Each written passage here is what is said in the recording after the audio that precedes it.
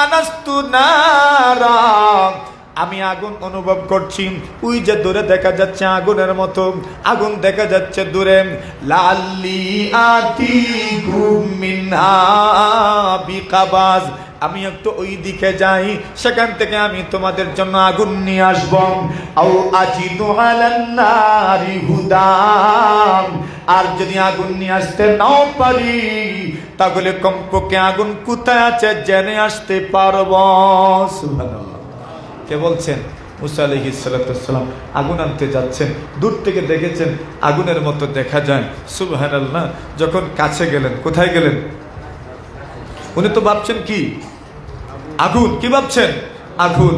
ফালাম্মা আতাহা নুদিয়া ইয়া মুসা, আল্লাহ রাব্বুল আলামিন বলেন হযরত মুসা ওই নূরের তাজাল্লির সামনে যখন আসলেন, পাশাপাশি যখন আসলেন, আল্লাহ পরওয়ারদিগারে আলম ডাক দিলেন, নুদিয়া ইয়া মুসা, মুসাকে ডাক দেওয়া হলো, হে মুসা ইন্নী আনা রাব্বুক ফাখলানা আলাইক ইন্নাকা বিল ওয়াদিল মুকাদ্দাসি তুওয়া।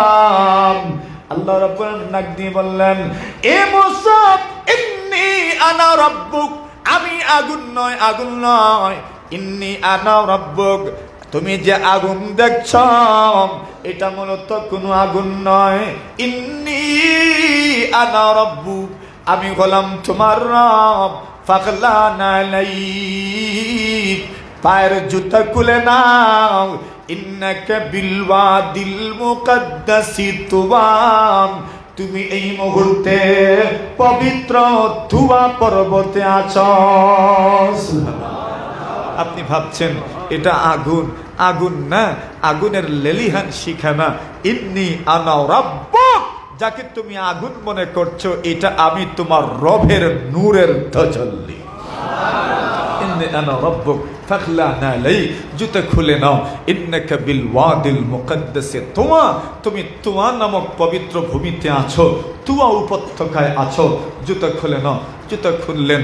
এইবার আল্লাহ বলেন, ওয়া আনাখতারতুকা লিমা ওয়া আনাখতারতুকা ফাসতামি' লিমা ইউহা, আমি আপনাকে বাছাই করেছি, আমি যা বলবো আপনি খুব মনোযোগ সহকারে এই কথাগুলো শুনবেন।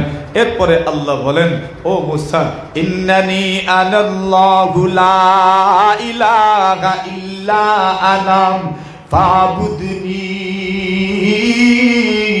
ওয়া আকিমিস সালাতা লিযিকরি।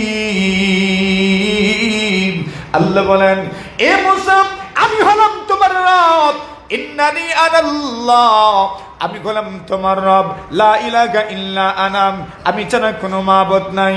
ফাবুদনি, তুমি আমার ইবাদত করো। ওয়া আকিমিস সালাতা লিযিকরি, আমি আল্লাহকে স্মরণ করে করে নামাজ প্রতিষ্ঠা করো। সুবহানাল্লাহ। মুসাফিরকে নির্দেশ দিলেন, ওয়াকিমিস সালাতা লিযিকরি, আমি আল্লাহকে স্মরণ করে করে নামাজ প্রতিষ্ঠা করো। নামাজ তুমি আদায় করো, নামাজ তুমি প্রতিষ্ঠা করো, আমাকে স্মরণ করে করে আমার স্মরণের মাধ্যমে তুমি নামাজ প্রতিষ্ঠা করো, নামাজ আদায় করো। তাহলে আল্লাহ একজন, কয়জন? এখন আমরা বুঝতে পারলাম আল্লাহ একজন, আল্লাহ কারো মুখাপেক্ষী নয়। এখন মনে করেন মুখাপেক্ষী নয় দেখেই আল্লাহ একজন হওয়া দরকার। যদি আল্লাহ দুইজন হইতেন, কয়জন? দুইজন হইতেন, তাহলে একজন আরেকজনের মুখাপেক্ষী থাকতেন না। বুঝাইতে পারি নাই? আল্লাহ বলেন, লাউ কানা ফীহিমা আলিহাতুন ইল্লাল্লাহু লাফাসাদাতা। আল্লাহ বলেন, যদি জমিন আসমানে লাউ কানা ফীহিমা আলিহাতুন ইল্লাল্লাহু লাফাসাদাতা, যদি জমিনে এবং আসমানে একাধিক খোদা থাকতেন, একাধিক আল্লাহ থাকতেন, লাফাসাদাতা, জমিন ও আসমান ধ্বংস হয়ে যেত। কেন? এক আল্লাহ বলতেন আজকে বৃষ্টি হইতো, আরেক আল্লাহ বলতেন আজকে বৃষ্টি, যিনি বললেন এক আল্লাহ বলতেন আজকে জয়পাশে বৃষ্টি হইতো, আরেক আল্লাহ বলতেন না একবারে আউটারে বৃষ্টি হইতো। ঠিক না বে ঠিক? এখন কেকারটা মানতেন বলে সমঝোতা হয়ে যেত। সমঝোতা হইলে যার কথা বহাল রইল উনি তো খোদা। বুঝাইতে পারলাম না? সমঝোতা হইলে সবটা তো মানা যাবে না একসাথে, একটা মানবেন। তো যারটা মানলেন উনি জয়ী হইলেন, যারটা মানা হইল না উনি কি হইলেন? পরাজিত হইলেন। তো পরাজিত যে হয় সে ক্ষুধা হইব কেমনে? সুতরাং কম্প্রোমাইজের মাধ্যমেও আসমান জমিন পরিচালনা করা সম্ভব নয়। তুই আল্লাহ বলছেন লাউ কানা ফীহিমা আলিহা, খোদা তো এমন সত্তা, কম্প্রোমাইজ করবেন না, সমঝোতা করতে পারেন না। খোদা তো সমঝোতা করবেন কেন? খোদা তো সর্বে সর্বা, ওনার আইনই চলে, উনার আইনই আইন, উনার আদেশই আদেশ, উনার ইচ্ছাই ইচ্ছা। তো উনি কম্প্রোমাইজ করবেন কেন? কম্প্রোমাইজ করলে খোদা হবেন না। তো যদি একাধিক খোদা থাকতেন, কেউই যদি কম্প্রোমাইজ করতেন না, তো মতের অমিল হইলে দুনিয়ার থাকতো? জুড়ে বলেন, দুনিয়ার থাকতো? বলতেন আজকে রৌদ্র দেওয়ার দরকার নেই, আরেকজন বলতেন না আজকে ঠান্ডা দেওয়ার দরকার নেই। তো একজন বলতেন আজকে কাজ করেন, এখন আপনার দিনগুলো ছোট করে দেন রমজান মাস, আরেক খোদা বলতেন না দিনগুলো লম্বা করে দেন রোজা মাস, রোজা রাখতে আর বেশি সব পেত। এই সমাধান কে করতো? আল্লাহ বলছেন লাউ কানা ফীহিমা আলিহাতুন ইল্লাল্লাহু লাফাসাদাতা, যদি একাধিক খোদা থাকতেন তাহলে আসমান জমিন বিপর্যস্ত হয়ে যেত, কিছুই ঠিক থাকতো না, ধ্বংস হয়ে যেত।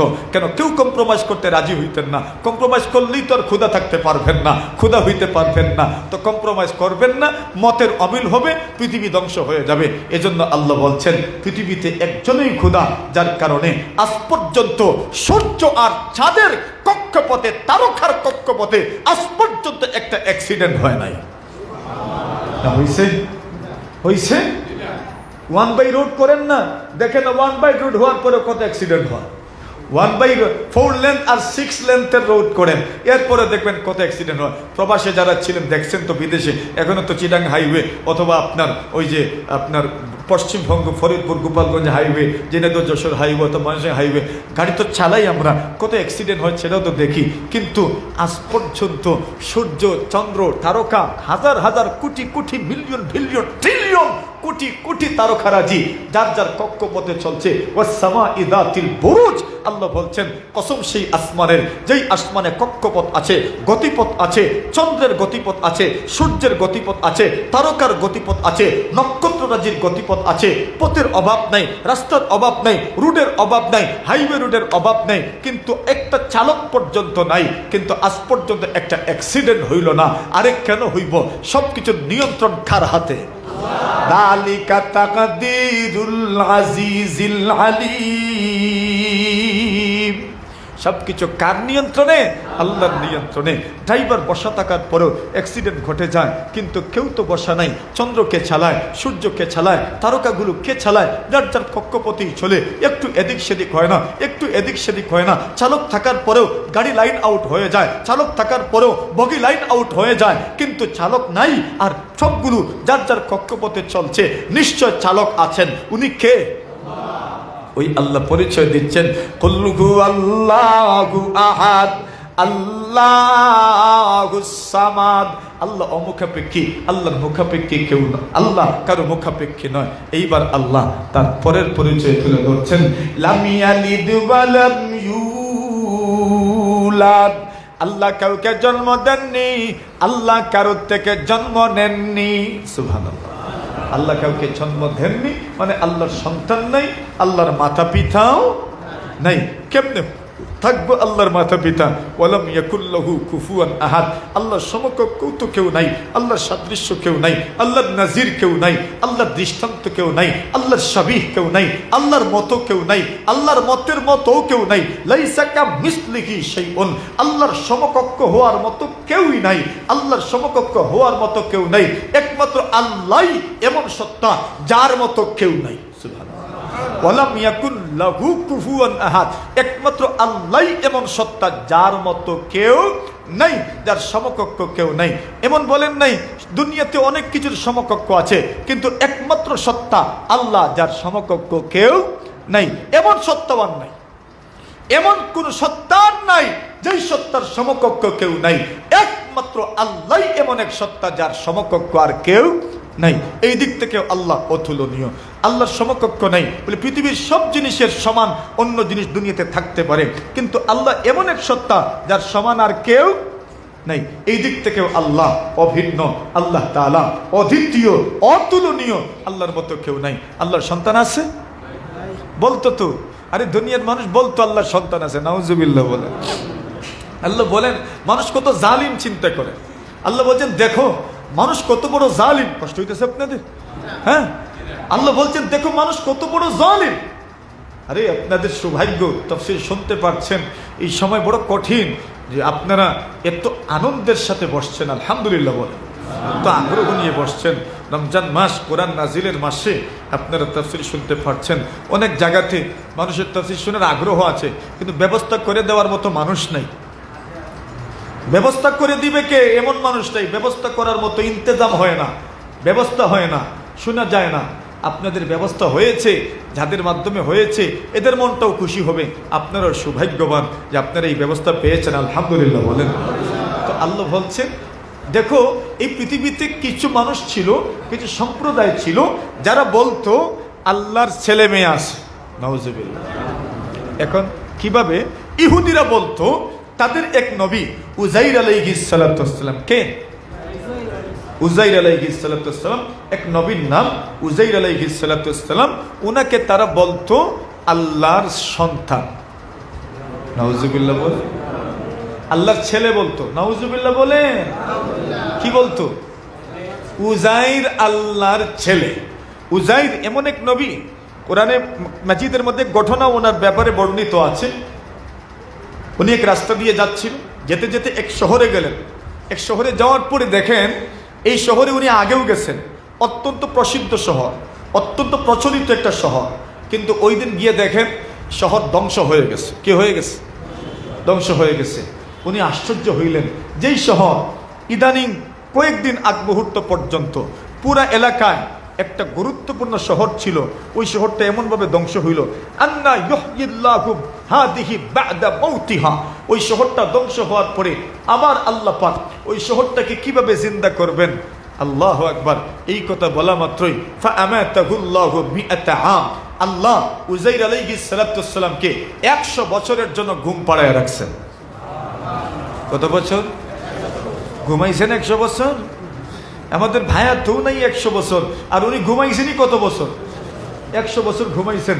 আসহাবে কাহাফ ঘুমাইছে কত বছর? 309 বছর একাধারে ঘুমাইছে। 300 বছর সৌর বর্ষপঞ্জিকা অনুসারে, আর 309 বছর চন্দ্র আপনার বর্ষপঞ্জিকা অনুসারে 309 বছর, আর সূর্যের হিসাব মতো 300 বছর, চন্দ্রের হিসাব মতো হিজরি নববর্ষের হিসাব, হিজরি বর্ষের হিসাব মতো 309 বছর। হযরত উজাইর আলাইহিস সালাতু ওয়াস সালাম ঘুমাইছেন কত বছর?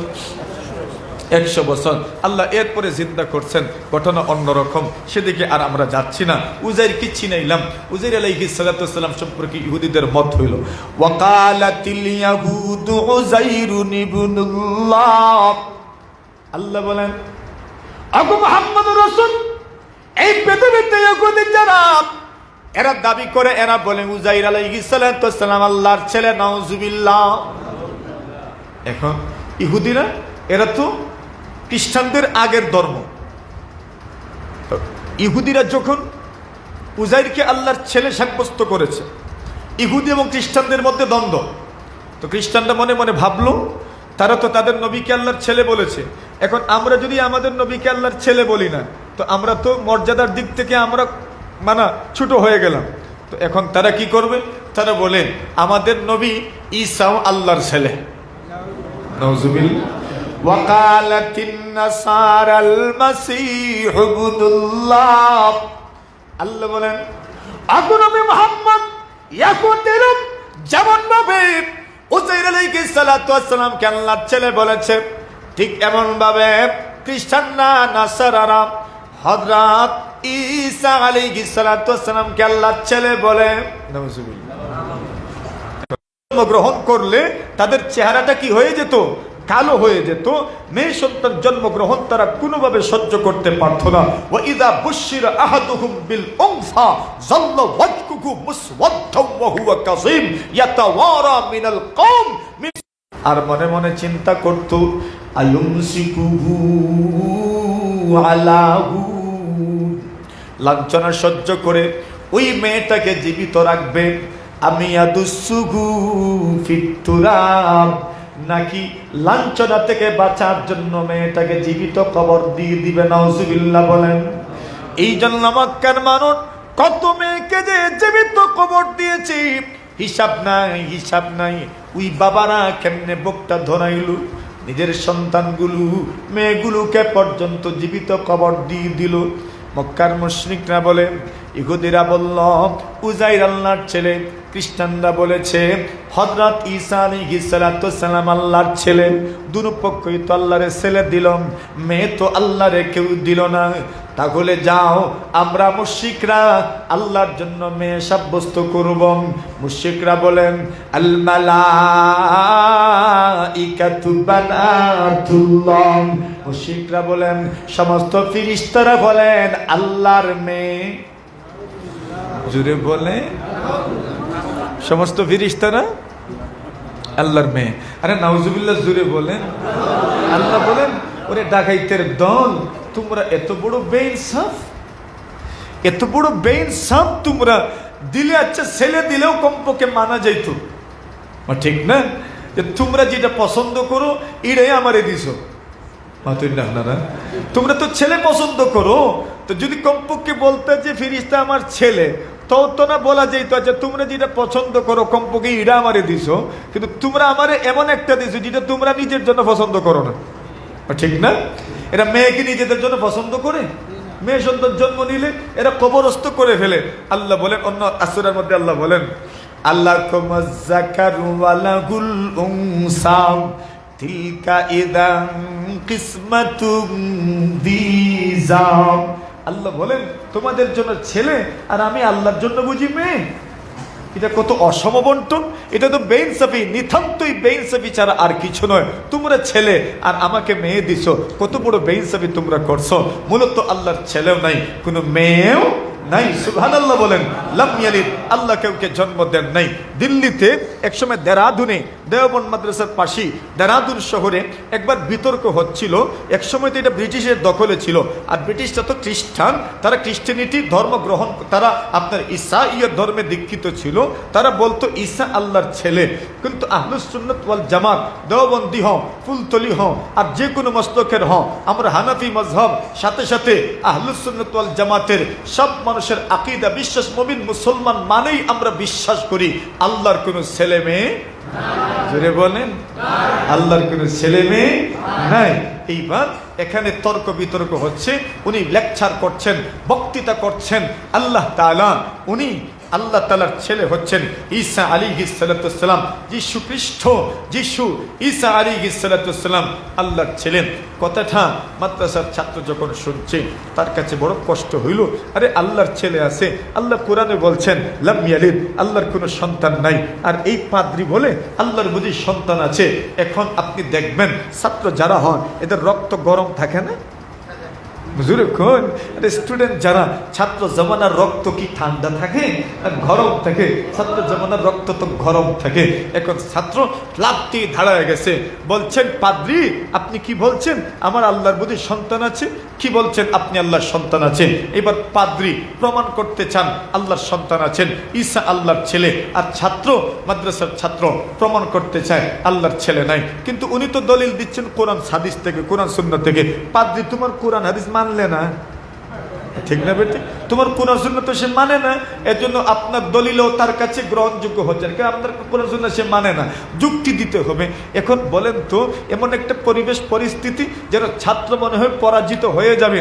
ওই সময় একজন চা বিক্রেতা, বড় সমাবেশ তো, বড় সমাবেশে অনেক মানুষ চায়ের দোকান নিয়ে যায়। একজন চায়ের বিক্রেতা, লোকটা এই কথাগুলো শুনছে, তর্ক বিতর্ক শুনছে।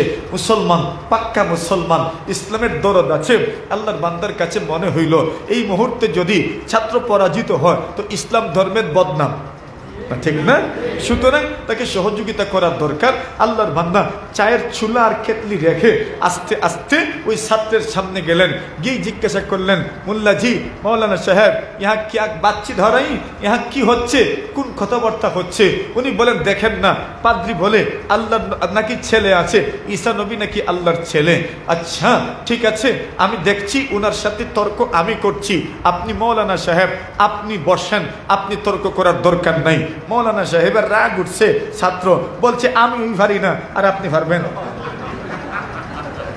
এখন উনি বললেন, আরে তুমি পারো না, আমি পারবো, বিষয় এরকম নয়। ছাত্র তো মানে রক্ত গরম থাকে। উনি মুরব্বী চিন্তা করলেন, আগে সামাল। আমার দৃষ্টিতে একজন জাহেল। আলেমে আর জাহেলে তর্ক হয় না। আর কথা বুঝছেন নি? এখন আমার দৃষ্টিতে আপনি একজন আলেম আর পাদ্রী একজন জাহেল, মূর্খ। তো আপনি আলেম, মূর্খের সাথে তর্ক কেন করবেন? আলেমে আর মূর্খের তর্ক হয় না। পাদ্রীও জাহেল মূর্খ, আমিও একবারে পুরা মূর্খ। সুতরাং আমরা দুইজনকে ছাইরা দেন, আপনি মধ্যখান থেকে চলে যান। আপনি আলেম মানুষ, আমরা দেখ মনে কে জিতে আর কে হারে। সালাম আল্লাহর ছেলে। আচ্ছা, এবার পাদ্রী প্রশ্ন করলেন, আল্লাহর ছেলে কয়জন? না, ওই মুরব্বী প্রশ্ন করলেন। আপনাকে প্রশ্ন করছি, আপনি বলছেন ঈসা আল্লাহর ছেলে। আমি জানতে চাই আল্লাহর ছেলে কয়জন? বলে আল্লাহর ছেলে একজনই। বলে কি নাম? বলে ঈসা। ঠিক আছে, আপনি দেখেন, পরে কিন্তু বলতে পারবেন না আরো আছেন। আপনি সব কিতাবাদি ভালো করে তত্ত্ব তালাশ নেন, দেখেন আর আছেন কিনা। বলছেন যে না, আর নাই, মাত্র অনলি একজনই। কয়জন? একজন। বলছেন দেখেন খুব ভালো করে, পরে বলতে পারবেন না আরো আছেন। একজন, আমি সুযোগ দিচ্ছি, যদি আরো থাকেন পুরা হিসাব দেন আমারে। বলছেন না একজন। ওই কয়জন? একজন। আচ্ছা, এই কোন প্রশ্ন করলেন? আমি আপনার কাছে জানতে চাই আল্লাহর বয়স কত? আল্লাহর বয়স কত? এখন পাদ্রী বললেন, মিয়া তুমি তো আরো বড় মূর্খ দেখছি। আল্লাহর কি বয়স হয়? বয়স তো এমন সত্তার বলা যায় যেই সত্তার শুরু আছে শেষও আছে। এমন সত্তার বয়স বলা যায় কেন? তার শুরু আছে শেষও আছে। আল্লাহ তো এমন এক সত্তার নাম যার শুরুও নাই শেষও নাই। আল আজালিয়ুল আবাদিয়ুল্লাযী লাম ইয়াজাল মাওজুদান বিসিফাতিল কামাল ওয়ালা ইয়াজালু হাইয়ান কাইয়ুমা সামিআন বাসীরান বাকিয়ান দাইমান সারমাদিয়াম বিলানকিদাইন ওয়ালান ফিসালিন ওয়ালা জাওয়াল। আল্লাহ এমন সত্তা যার শুরুও নাই শেষও নাই। উনি চিরঞ্জীব, চিরস্থায়ী, লা ইয়ামুত, মৌত নাই, মৃত্যু নাই, চিরঞ্জীবী আল্লাহ তাআলা, ওনার কোনো মৃত্যু নাই। ও ভাই, এমন সত্তার বয়স কেমনে বলবেন? পাদ্রী বললেন, আল্লাহর তো কোনো বয়স বলা যাবে না। এখন মুরব্বী বললেন, আচ্ছা বয়স বলতে না পারলেও একুরেট বলতে হবে, এটা জরুরি না, কমপক্ষে একটা অনুমান করে লাগবে। অনুমান কত? বলে পৃথিবী যতদিন থেকে আছে এতদিন থেকে তো আছেন। বলে হ্যাঁ, এতদিন থেকে আছেন। তো পৃথিবী সৃষ্টির কতদিন হইল? আচ্ছা ধরিলেন 5 বছর, 5000 বছর। কত বছর? মনে করেন কত বছর? 5000 বছর। 5000 বছর থেকে আল্লাহ আছেন, 5000 বছর থেকে আল্লাহ আছেন, এটা স্বীকৃত। আর আপনি বলছেন 5000 বছরের ভিতরে আল্লাহর মাত্র এক সন্তান। কয় সন্তান? মাত্র এক সন্তান। আর আমার মতো চা বিক্রেতা ব্যক্তি, আমার বয়স 55 বছর। কত বছর? 55 বছর। আমার 1 দর্জন ছেলে মেয়ে আছে। আমার 12 জন ছেলে মেয়ে মাত্র 55 বছর বয়সে। আর আল্লাহর 5000 বছরে মাত্র এক ছেলে। তো ছেলে হইলে আল্লাহর সম্মান বাড়লো না কমলো? বাড়লো না কমলো? আর ছেলে হইল তো বেশি হইতো। মাত্র 55 বছরে মাত্র 55 বছরে 1 দর্জন ছেলে মেয়ের বাপ আমি। আর আল্লাহ 5000 বছরে মাত্র এক ছেলের বাপ। আল্লাহর সম্মান বাড়ছে না কমছে? সুতরাং সন্তান হওয়া যদি আল্লাহর সম্মান হইতো, তাহলে 5000 বছরে এক সন্তানের বাবাই কেন, হাজার হাজার সন্তানের বাবা থাকার কথা আল্লাহ। ঠিক না বেঠিক? তাহলে সন্তান হওয়া আল্লাহর ইজ্জত নয়, সম্মান নয়। এই জন্য আল্লাহর কোনো সন্তান নাই। লাম ইয়ালিদ ওয়ালাম ইউলাদ।